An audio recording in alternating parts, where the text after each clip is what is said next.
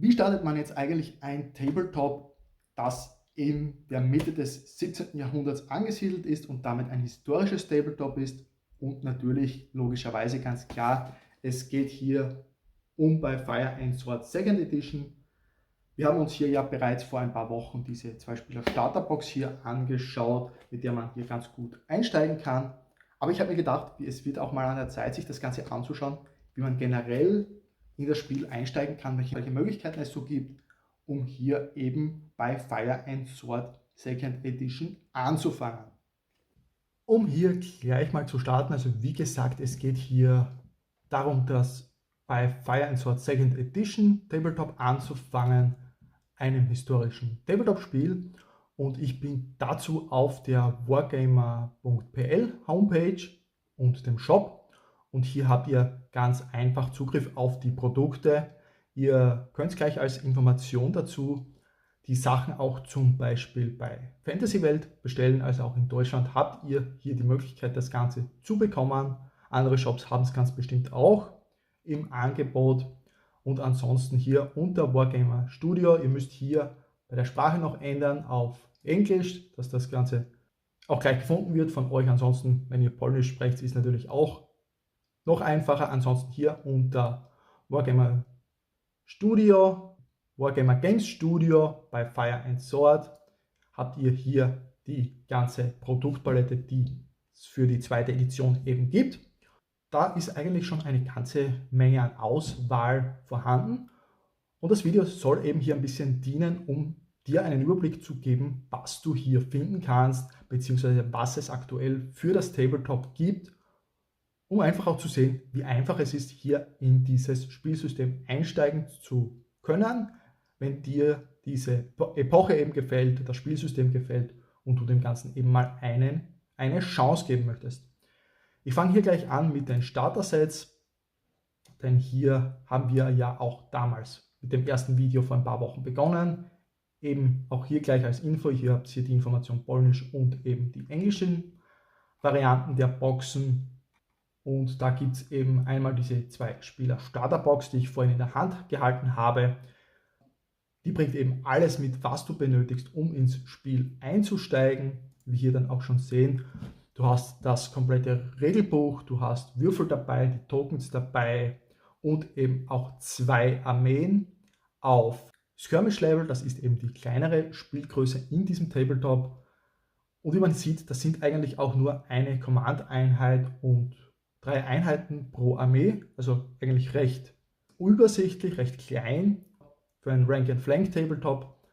Damit auch ein ganz guter Einstiegspunkt eigentlich, wenn man sich damit noch gar nicht beschäftigt hat, weil man gar nicht so viele Figuren hat und dann gar nicht so abgeschreckt ist, als wie wenn man jetzt eben irgendein anderes Tabletop in diesem Rank-and-Flank-Bereich spielt, wo man wesentlich mehr Figuren von Anfang an schon benötigt. Ansonsten, was ihr hier eben bekommt, ist einmal die polnisch-litauische Armee, das Commonwealth und eben das Ottoman Empire. Diese beiden Armeen sind hier eben in diesem Skirmish-Level dabei. Und wie ich schon sagte, das Regelbuch, das hier drinnen ist, ist auch sehr übersichtlich. Das haben wir uns ja im letzten Video dazu schon angeschaut. Enthält aber Gott sei Dank die vollständigen Regeln, um eben das Spiel zu spielen. Da gibt es eben keine abgespeckten Regeln in diesem Zwei-Spieler-Starter-Set oder ähnlichem. Und wenn es eben darum geht, diese beiden Armeen oder eine dieser beiden Armeen anzufangen, ist auch dieses Set die bessere Wahl, weil du eben hier den Einstiegspunkt bekommst und eben quasi das Skirmish Starter Set pro Armee, denn diese beiden Armeen haben eben kein eigenes Starter Set bisher, wo nur eine der beiden Armeen enthalten ist, sondern sind über die Zwei-Spieler Starterbox eben erhältlich. Wenn wir diesen Weg weitergehen, dann gibt es hier noch das Upgrade Set. Dieses Upgrade Set ist wieder dafür gedacht, dass man die beiden Armeen, also die komplette Zwei-Spieler-Starterbox eben erweitert, und zwar indem hier weitere Einheiten dabei sind pro Armee. Also sowohl für die Polen als auch für das Ottoman Empire hat man hier jeweils weitere Einheiten dabei, enthalten, wie man hier sieht, mal die Übersicht der beiden Armeen, und diese Einheiten hier erweitern eben den Inhalt und damit die Größe des Skirmish-Level auf das nächste Spiellevel. Und das sieht man auch hier schon in der Beschreibung. This set allows you to expand the forces including the two-player starter set from the skirmish level to the task force level. Also das ist dann quasi die zweite Größe, die man hier eben bei Fire and Sword spielt. Wie gesagt, Skirmish ist ganz gut spielbar, würde ich mal sagen, weil man doch nur 4 Einheiten hat, so um den Dreh pro Seite. Und diese 4 Einheiten werden hier eben dann nochmal um diesen Inhalt hier erweitert für das Taskforce Level. Und das sind dann schon ganz überschaubar große Armeen, was schon sehr viel Spaß machen dürfte auf dem Spielfeld. Da bin ich schon auf mein erstes eigenes Spiel gespannt. Das war es jetzt so mal soweit zu den Polen und zum Ottoman Empire. Wie gesagt, die beiden kann man hier auf diese Art und Weise über diese beiden Sets starten und gibt auch aktuell keine andere Möglichkeit, diese anzufangen, da es eben diese Skirmish-Sets hier dann nur für andere Fraktionen gibt, die eben hier nicht in der 2-Spieler-Starterbox enthalten sind. Aber da hätte ich auch gleich geschaut, schauen wir uns das Ganze mal an für eine kleine Übersicht, was ihr hier bekommen könnt. Es gibt hier eben dann für die Schweden ein Skirmish-Set, eben wieder das gleiche Konstrukt. Hier habt ihr natürlich nur Figuren drinnen, keine Tokens und nichts. Also ihr müsstet euch hier das Regelbuch und die Tokens dann extra kaufen. Daher das 2-Spieler-Starter-Set ist vielleicht für den Einstiegspunkt ganz gut geeignet. Meiner Meinung nach wie vor. Vor allem, weil man hier eben ein bisschen mehr Variation drinnen hat, weil ich schon auch denke, dass eben die beiden Armeen von dort sich anders spielen werden als vielleicht eher westlichere Armeen, die man eben auch noch spielen könnte, hier in diesem Tabletop, wie zum Beispiel die Schweden, die wir hier eben haben. Und auch hier wieder gleich aufgebaut oder ähnlich aufgebaut. Ihr bekommt hier eben ein Skirmish-Set mit hier in dem Fall sogar 2 Commander-Einheiten, fällt mir hier sofort auf. Das heißt, hier kann schon ein bisschen sein, dass die Schweden vielleicht sehr viel mit Commands arbeiten, sehr viel elitärer vielleicht auch sind. Man sieht auch hier, die Einheiten sind auch größer gefüllt jetzt als bei den anderen Skirmish-Sets. Dafür hat man eben hier insgesamt nur 3 Einheiten und dafür 2 Commands. Könnte vielleicht doch einen ganz interessanten Spielstil dann auch mitbringen. Ansonsten geht es eben noch weiter mit den anderen Sets. Ihr könnt hier zum Beispiel die Kosaken noch anfangen. Auch hier wieder das gleiche Schema. Es gibt hier auch wieder dieses Skirmish-Set. Hier seht ihr es auch schon wieder. Wir haben hier wieder 3 Einheiten und eine Command-Einheit. Also ähnlich aufgebaut wie die beiden Armeen, die wir in der 2-Spieler-Starterbox gesehen haben. Jedoch interessanterweise hier keine Kavallerie dabei oder so gut wie keine Kavallerie. Also hier auch bei den Kosaken dürfte das Ganze ein bisschen mehr in Richtung Infanterieeinheiten gehen und dementsprechend vielleicht auch in Zukunft dann die Einheiten größer werden. Dann wahrscheinlich die Tataren, wenn wir uns die anschauen. Auch die haben ein eigenes Set, können also gespielt werden, werden vielleicht komplett anders aufgebaut sein. Und hier sieht man genau das, was ich mir gedacht habe. Hier ist alles Kavallerie, die komplette Armee, beziehungsweise hier auf dem Skirmish-Level. Und auch hier wieder, ähnlich wie es wir gerade gesehen haben bei den Schweden, kriegen wir auch hier 2 Command-Einheiten. Also da dürfte schon ein bisschen auch was an Abwechslung geben, was die verschiedenen Armeen im Spiel betrifft. Also ganz, ganz interessant. Und auch für die von euch, die das Spiel vielleicht sogar schon spielen oder die erste Edition kennen, ihr könnt uns das ja auch gerne mal wissen lassen in den Kommentaren, wie sich so die verschiedenen Armeen anfühlen, spielen. Das dürfte vielleicht schon auch ganz interessant sein. Und dann, was mir hier noch auffällt, Brandenburg Skirmish Set ist dann anscheinend die letzte Fraktion, die wir hier aktuell noch spielen können, die mit einem Skirmish Starter Set ausgerüstet ist. Auch hier wieder ähnlich, wir haben 3 Einheiten, davon 2 anscheinend Kavallerieeinheiten, eine Infanterieeinheit und eine Command-Einheit. Das sind so mal die grundsätzlichen Startpunkte, die wir hier hätten, um in das Spiel einfach einzusteigen. Auch preislich jetzt nicht wirklich so hoch, also da bekommt man schon eigentlich eine komplette Armee, weil wie gesagt, diese Starter-Sets sind schon ein komplettes Skirmish-Level, also eine Fraktion, eine Armee auf diesem Skirmish-Level und da braucht man sonst nichts mehr dazu kaufen. Und dann geht es eben auch von hier weiter zu diesen Skirmish-Sets, gibt es dann eben diese Upgrade-Sets, die hier dem einen oder anderen vielleicht auch schon aufgefallen sind. Hier zum Beispiel die Tatar Skirmish-Set Upgrade ist wieder das genau gleiche Konzept wie das Upgrade-Set für die 2-Spieler-Starterbox, nur eben hier wieder speziell zugeschnitten auf nur eine einzige Armee.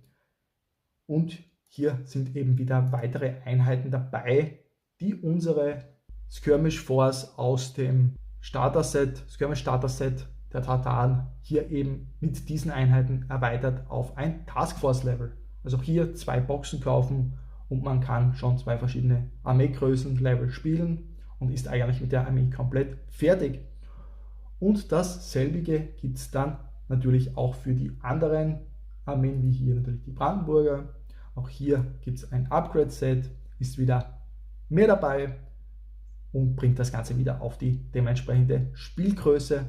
Für die Leute, die es auch natürlich interessiert und mehr Informationen dafür haben wollen oder sich auch vielleicht besser auskennen, gibt es natürlich auch hier immer die Beschreibung dabei, was ihr in diesen Sets bekommt. Ich kann mit dem Ganzen nur teilweise was anfangen, weil ich hier auch den historischen Bereich nicht so gut kenne. Also bin da auch erst gerade dabei, mich selbst einzuarbeiten.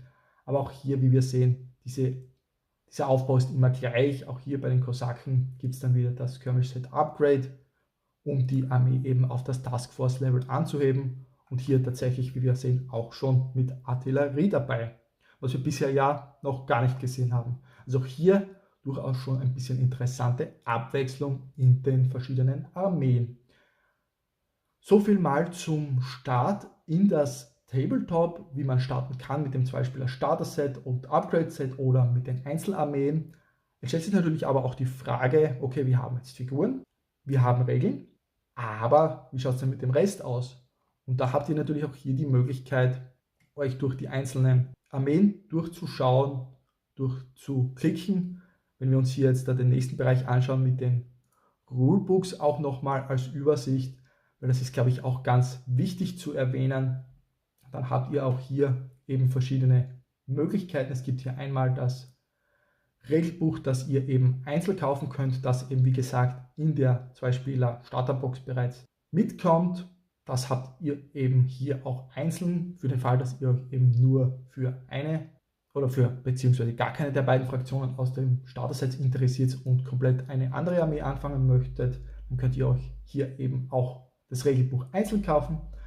Dann ganz wichtig ist noch das Playbook, denn das Regelbuch selbst kommt mit keinerlei Szenarien daher. Im 2-Spieler-Starter-Set ist ein einzelnes Szenario dabei auf dem Introduction Guide oder dem Introduction Booklet und hier habt ihr eben in diesem Buch 6 verschiedene Szenarien für das Skirmish Level, 10 für das Task Force Level und noch weitere Regeln, die das Spiel eben erweitern mit weiteren Mechaniken, die man eben bisher noch nicht hatte, und auch der Armeezusammenbau dürfte hier wahrscheinlich enthalten sein, denn das ist auch im Detail nicht erklärt im Regelbuch und auch nicht im Booklet des 2-Spieler-Starter-Sets, denn das ist dafür überhaupt nicht gedacht.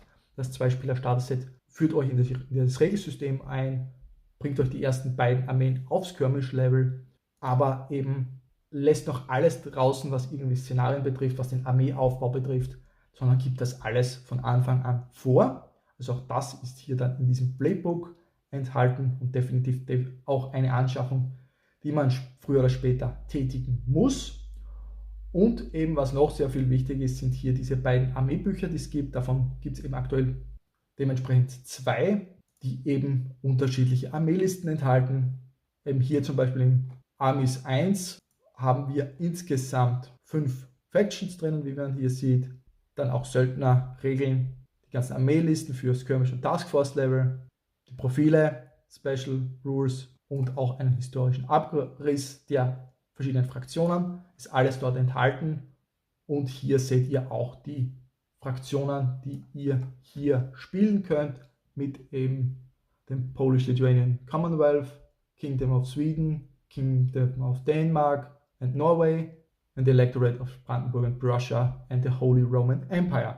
Also da schon eine ganz schöne Auswahl und das finde ich auch ganz interessant dabei, weil man eben, wie gesagt, mit diesen Skirmish-Sets und Skirmish-Upgrades-Sets schon auf jeweils dem Skirmish oder dem Taskforce-Level fertige Armeen hat. Man braucht sich dort theoretisch nicht mal Gedanken machen, wie man die Armee zusammenbaut, eine Armeeliste zusammenstellen, sondern man kann mit diesen beiden Boxen zur jeweiligen Fraktion plus diesem Buch eben schon alles aufbauen, was man benötigt, ohne sich großartig Gedanken machen zu müssen, was die Armeelistenzusammenstellung betrifft, weil man hier auch wahrscheinlich gar nicht viel Auswahlmöglichkeiten dann in dieser Folge hat mit nur diesen 2 Boxen.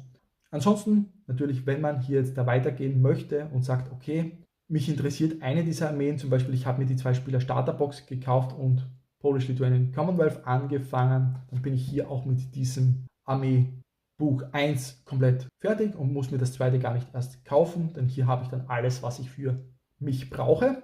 Aber für den Fall, dass das nicht ausreicht, gibt es hier noch das Armies 2 und das enthält eben wieder weitere Armeen, ist grundsätzlich gleich aufgebaut wie auch das erste Buch und auch hier gibt es halt dann neue Armeen. Hier ist dann das Ottoman Empire enthalten, das wir eben noch in der 2-Spieler Starterbox dabei haben. Das heißt natürlich ein bisschen, wenn man die 2-Spieler Starterbox hat und beide Armeen aufbauen möchte, muss man sich auch beide Armeebücher dementsprechend kaufen.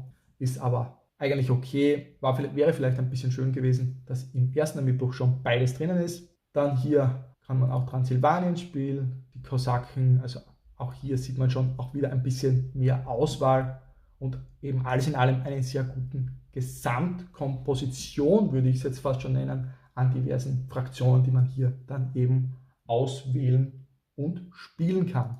Und ihr könnt das Ganze natürlich auch hier noch in einem Bundle kaufen, wo eben alles enthalten ist. Falls ihr nicht mit der 2-Spieler Starterbox anfangen solltet, gibt es auch noch die Möglichkeit, das Regelbuch, das Playbook und beide Armeebücher plus eben die Tokens und Maßstäbe hier auch in einem Komplettbundle zu bekommen.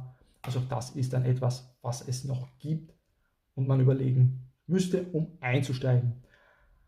Ansonsten, was noch zu sagen ist, hier natürlich gibt es auch diese Sachen dann auch einzeln zu kaufen mit den Karten. Auch hier wiederum, es gibt hier ja jetzt in der 2. Edition Einheitenkarten, die sehr schön aufgebaut sind und auch sehr gut lesbar, weil das Ganze mit Symbolen gemacht ist. Das finde ich ehrlich gesagt sehr, sehr gut und war eigentlich von Anfang an auch klar, wie diese Regeln funktionieren, ohne dass ich das Regelbuch überhaupt gelesen habe.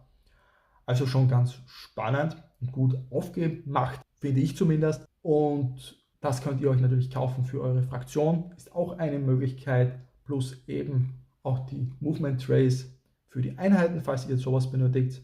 Und ansonsten gibt es eben, wenn wir hier schauen, zum Beispiel Ottoman Empire, dann gibt es auch hier die Möglichkeit, einzelne Einheiten zu kaufen und damit die Armee auch zu erweitern. Wenn man zum Beispiel merkt, mit dem Skirmish-Set und dem Upgrade-Set, man hat das Ganze schon ziemlich gut ausgereizt, kommt vielleicht auch häufiger zum Spiel und hätte doch ein bisschen mehr gern Abwechslung, möchte die Armeeliste doch ein bisschen anders gestalten, als es da über die beiden Boxen möglich ist, dann geht das hier natürlich auch, indem man sich hier diese Erweiterungen der Einheiten holt, also einzelne Einheiten, die einem eben noch mehr Möglichkeiten bieten, die Armee eben individuell aufzubauen und zu gestalten, so wie man es selber eben gerne hätte.